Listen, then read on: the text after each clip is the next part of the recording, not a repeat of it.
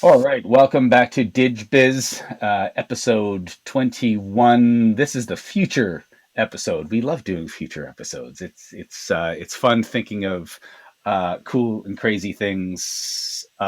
Because who doesn't love thinking about cool and crazy things?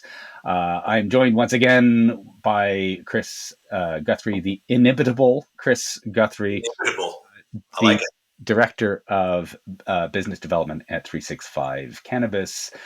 We are talking about the future, and we came about this as we prepped for this. We came about this from a couple of different angles, and the elephant in the room are are tariffs. Right now, it's tariffs, but the tariffs are the immediate future. They are the concerning future, but there are a whole lot of spin-offs from the conversation of tariffs, and whether tariffs do happen, stay happening, the Might happen, could happen, did happen, but immediately went away. yeah, went away, come back next week, come back Just kidding. just Oh, no, back. yeah, they apply every other week, Uh, except what are we for May, because we like May. Who knows? But it does speak to the same idea of the kinds of controls that we want in managing cannabis and perishables business and compliance. And even if tariffs never happen, the kinds of efficiencies and next level steps that businesses are going to win by. And this is of course the theme that we always come by. What is it going to take to win, either through scale or efficiency, or servicing customers in your cannabis and perishables businesses? So so tariffs. There's AI. There's there's digital twins in supply chain optimization. There's so much to unpack. So why don't we start with tariffs, because it's the thing. It's the it's, SEO word. It's the SEO word that's going to get this watched an awful lot. it's the thing that was in the future that is now. It's The future finally met today. yeah. And not surprisingly, it doesn't look like what we thought it was going to look when we were looking at the future. Uh, Lots of people preparing for tariffs. Yeah.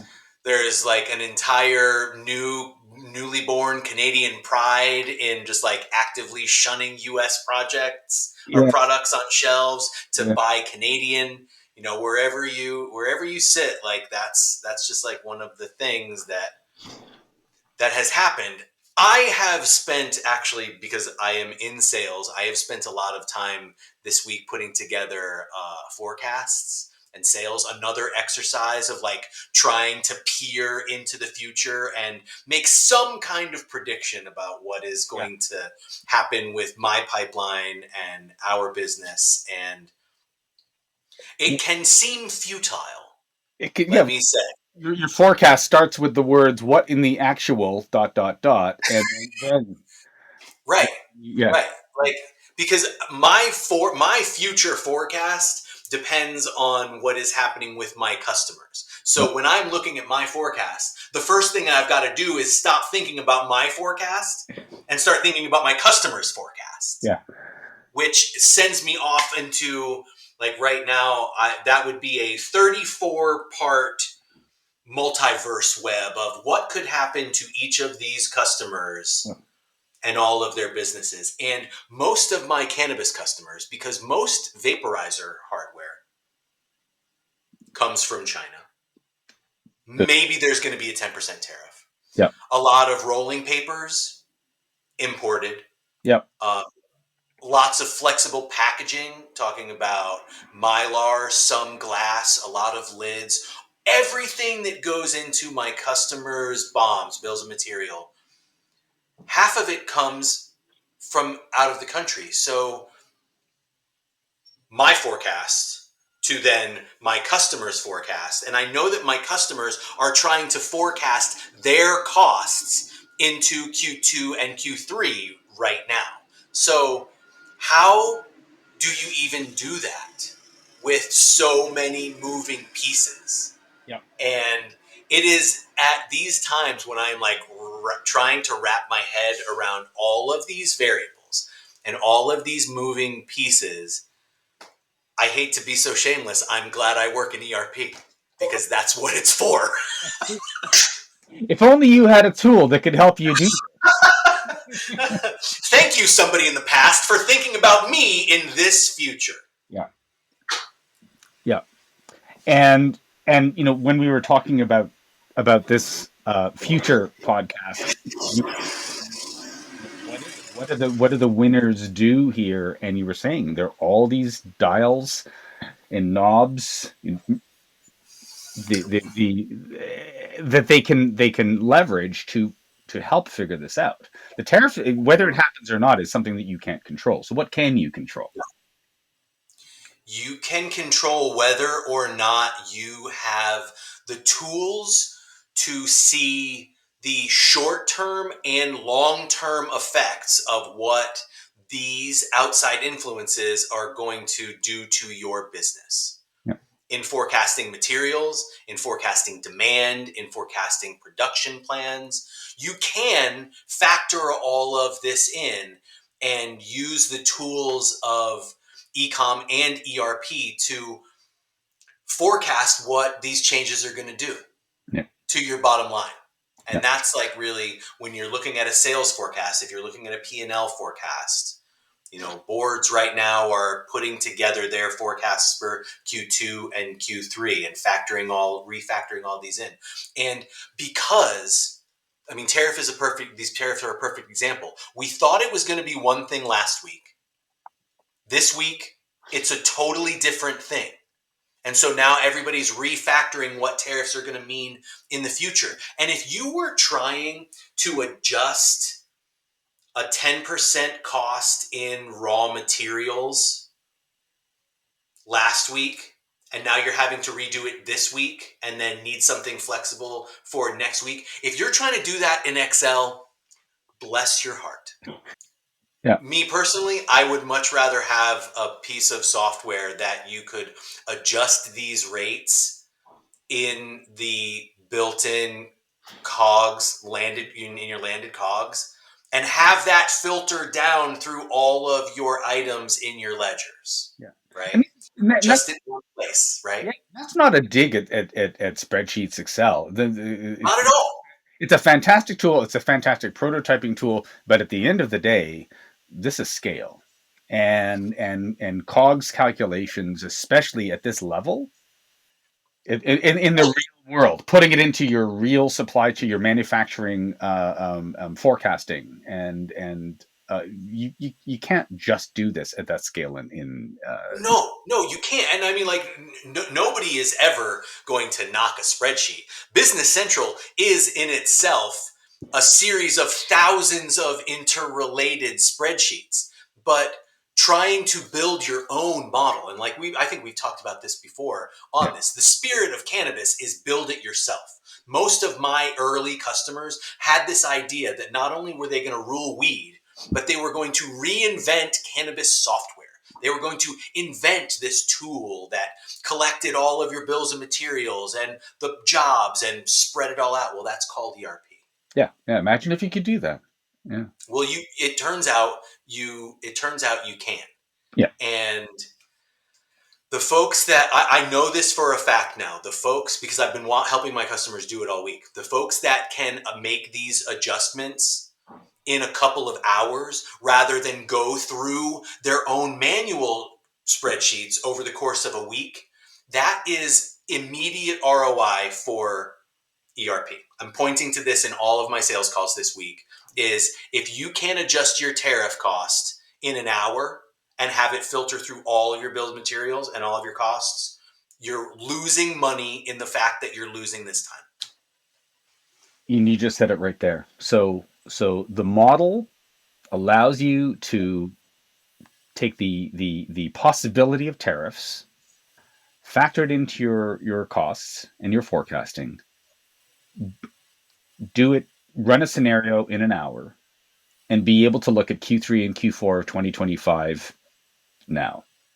Now, not in 2 weeks when Cheryl and her team, bless Cheryl, I love Cheryl. I don't know who that is, but the hypothetical Cheryl, Yep. she's going to need a week to adjust that in all the spreadsheets. Yep. And even more, you run that scenario in 1 hour, and then you can run a different scenario in an hour, and then you can run another scenario in an hour. And not only is Because it efficient, but it is empowering. You know what your scenarios look like. Is yeah, your do the tariffs on Canada hit? There's a scenario. Did the tariffs on China hit? That's a scenario. Did the tariffs on Mexico, and then do all three tariffs hit? That's a scenario. do they hit next week and then go away at the end of the weekend? Well, that's Cheryl redoing all the spreadsheets and then redoing them on Sunday night because the tariffs didn't happen. Yeah.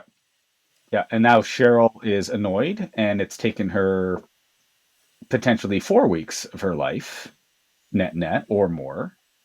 And then you get your numbers. Or you could have it by tomorrow. Or even worse, it's just not practical for Cheryl and her team to do all of that work. Yeah. Because by the time it's done, all of that information is irrelevant. Yeah. So you just never know.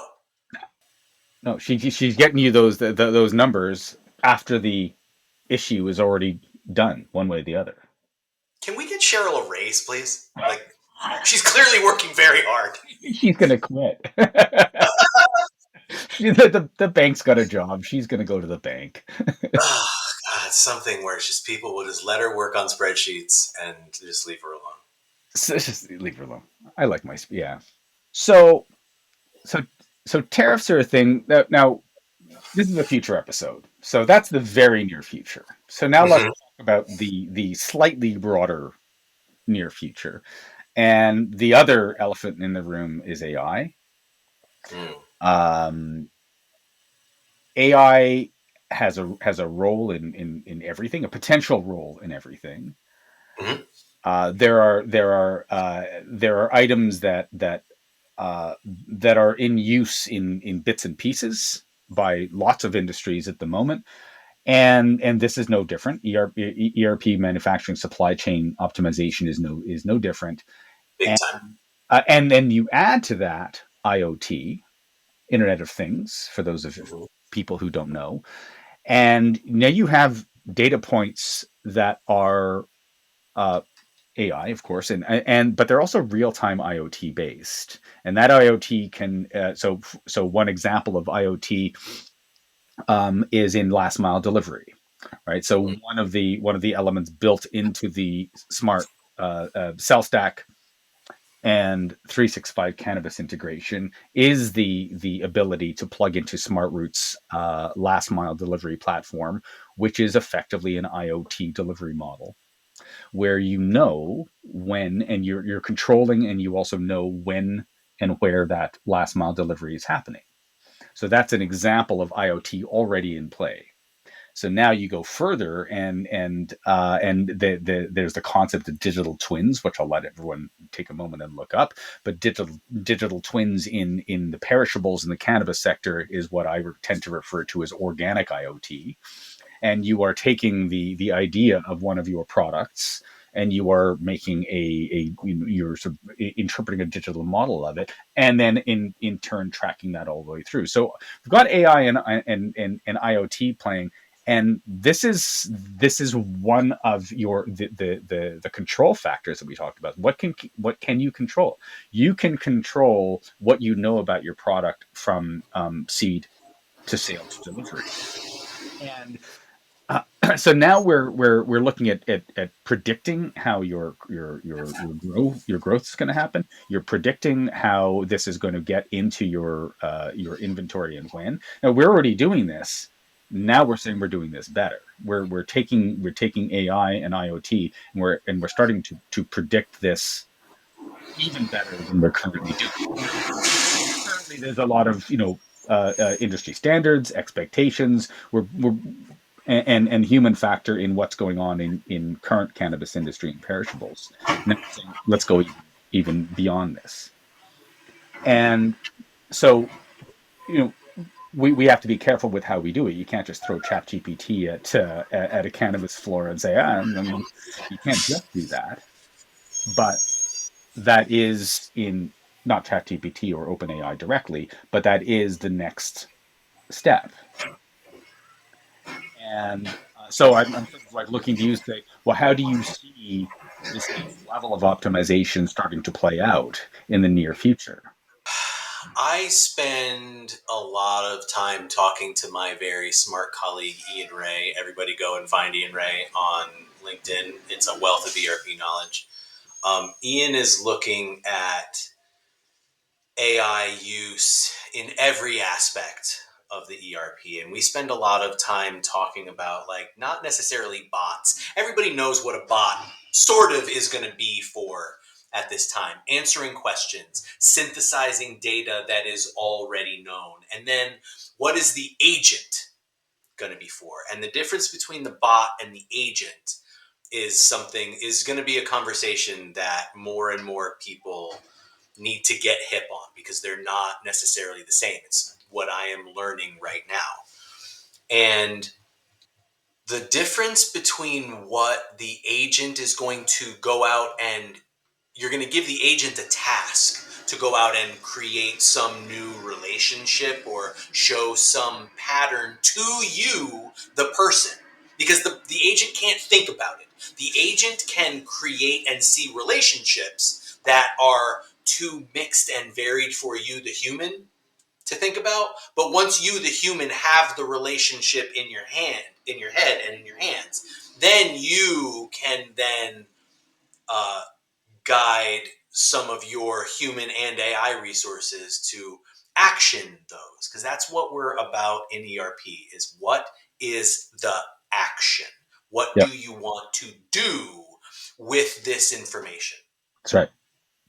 Um, Delivery and route and connecting your product to the customer, it's something that cannabis industry is really, it's there's big evolution happening right now, as more and more states allow some kind of delivery option for customers to purchase online and then have that order delivered online, same as DoorDash. Of course, like, we still have all kinds of payment hurdles that, you know, people are finding more and more. Like, nature's going to find a way.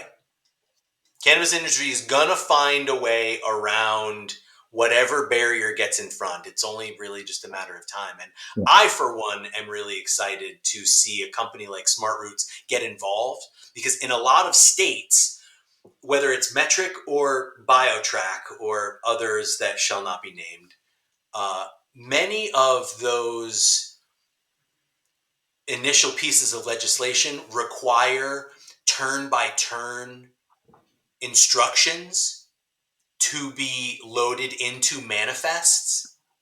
I understand, like, theoretically why, but in practice that never happens. But it doesn't change the fact that in order to be compliant, you have to have turn by turn driver, car information down to the VIN number. Yep.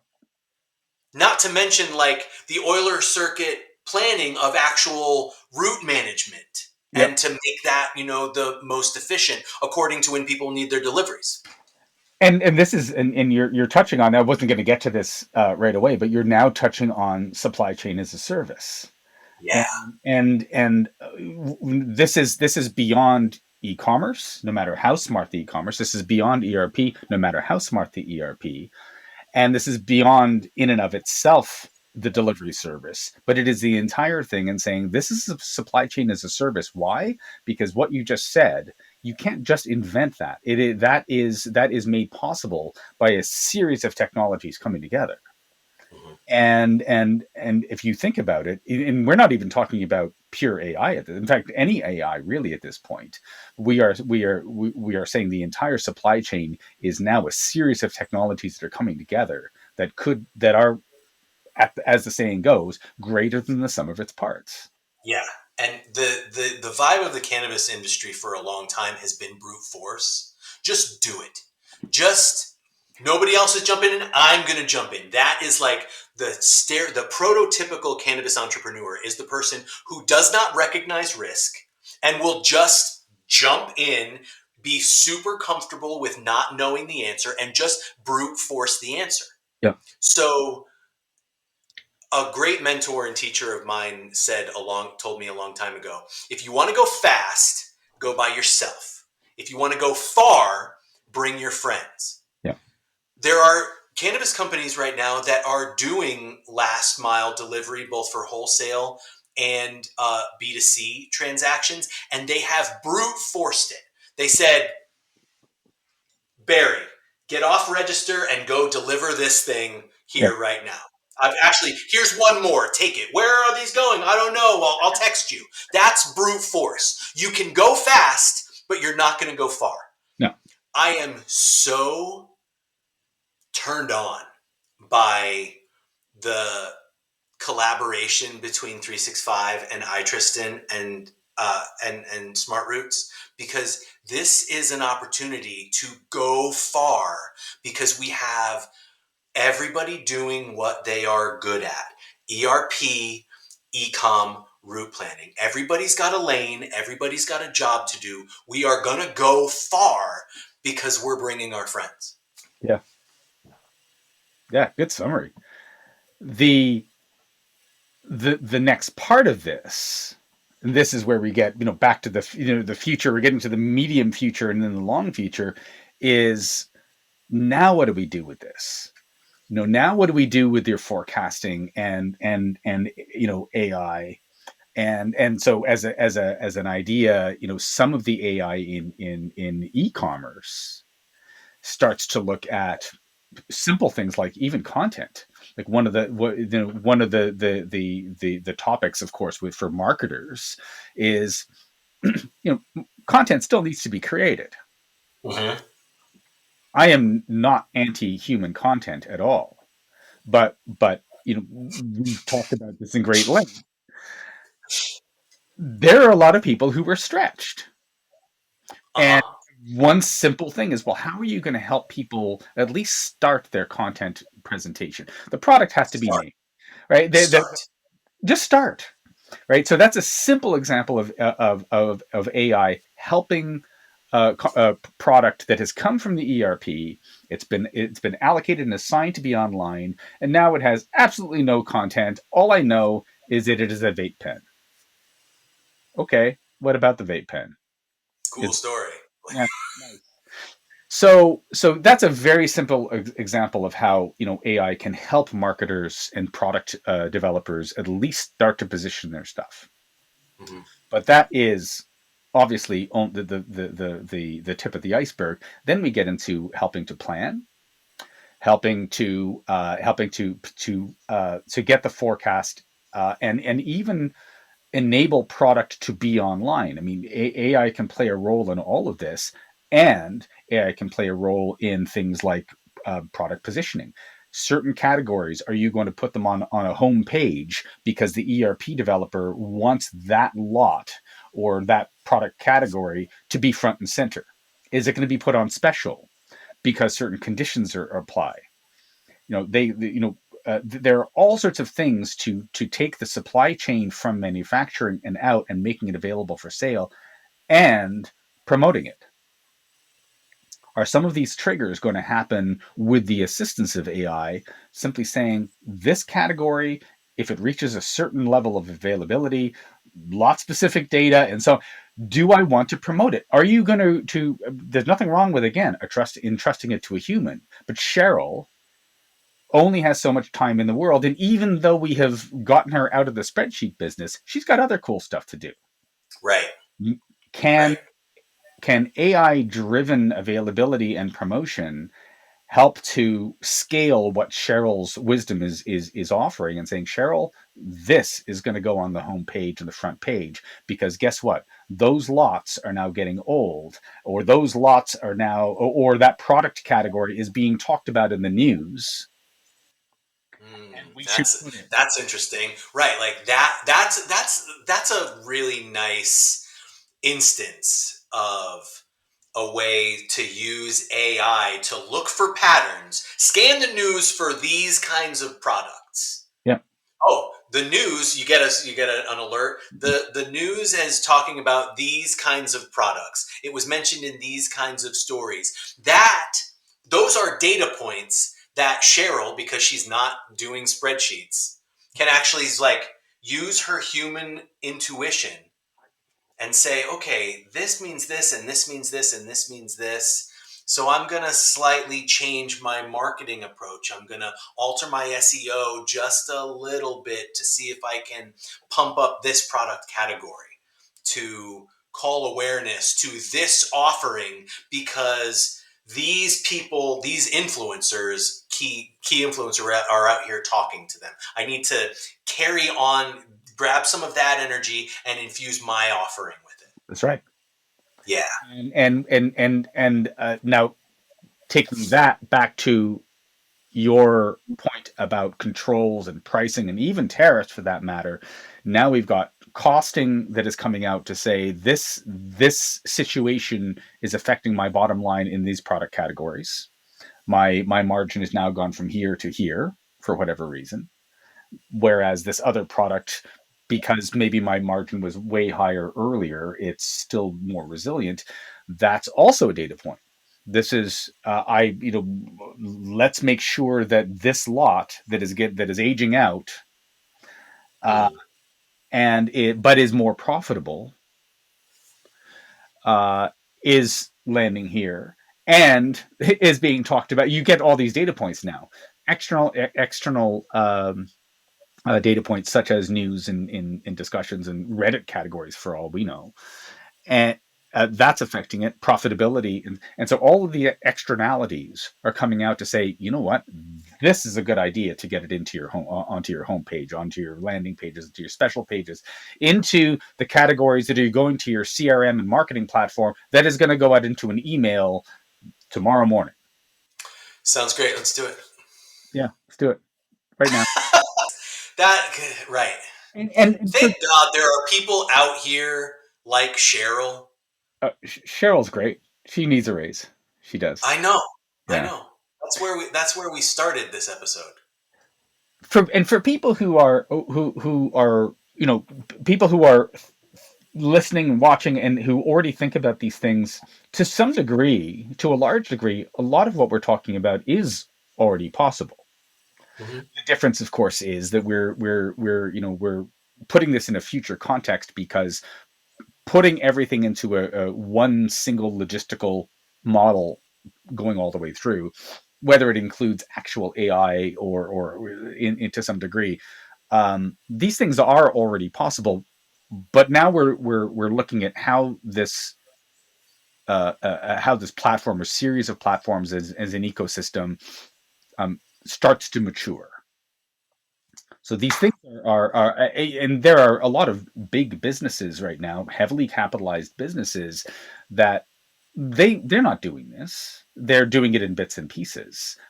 So in terms of FOMO, people shouldn't feel like they're losing. They're not losing. Uh, but they should be looking at where the opportunities are, because it's inevitable that FOMO is going to hit here. It's a Yeah. question of what you're going to do about it and how you're going to lean into it over time. The risk for FOMO is it always in the future. You're gonna be really mad at yourself if you don't start mucking around with it right now. That's the point. If Sam Altman is saying anything that we should be listening to, it's we don't know right now. Now is the time where you've got new tools. Play with them. It is a period of exploration and creativity as we figure out how to use all of these new tools. Yeah. You know, whether it's the new integration between our companies, whether it's the new tools that Sam Altman's, company is coming up with. Yeah. Scott Galloway had a really good conversation with Kara Swisher the other day about one of the reasons that he is so excited about AI is that this is an opportunity. And if anything, if DeepSeek shows anything, it's that it's going to be really hard for any one big player to own AI. It's an opportunity for most of the benefit and the value to be instantly translated to the people using it rather than the people owning it, because it's a genie, Yeah. right? That's what we're all scared of. It's a genie. Once it's out, you can't put it back in. It's happening with the ownership of these agents and bots too. Nobody is going to be able to control it, which means all of these tools are in all of our hands right now. Yep. You're going to regret if you are not training, if you are not playing, if you are not letting your imagination dream about all of these use cases. That if I'm not doing this menial task right now and I can set AI to monitor the news about product category, and I can use my human intuition to then synthesize that and make decisions about my business, Right. like that's what's at the core of that funny meme of, I don't want AI to do art so I can do laundry. I want AI to do the laundry so I can do art. Ooh, you should. That's a meme. Yeah. Yeah. I think it already is a meme. Well, we'll put your face on the meme. I can see it. Golden Retriever Chris says AI does my laundry. But you're not wrong. I mean, we've got sort of tiny versions of automation doing this stuff already.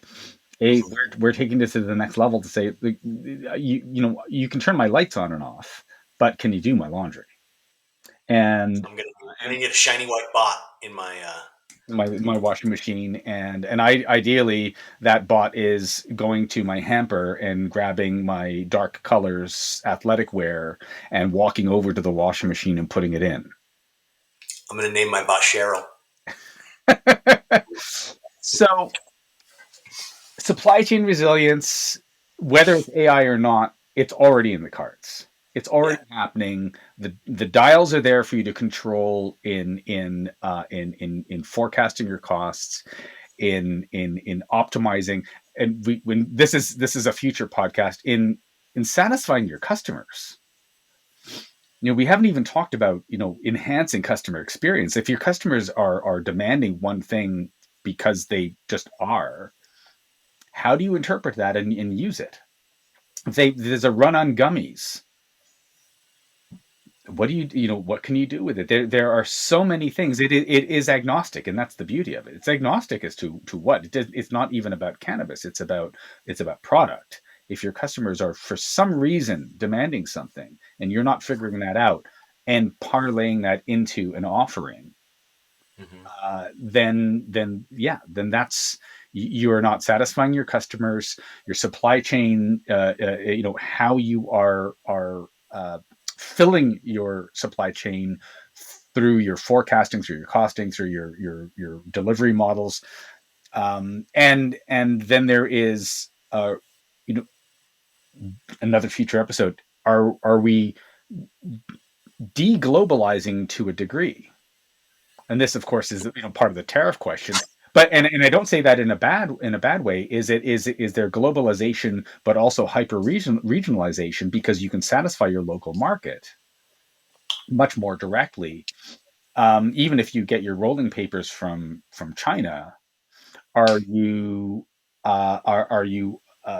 focusing your regionalization on local supply? We can go on what this does for your ability to be agile.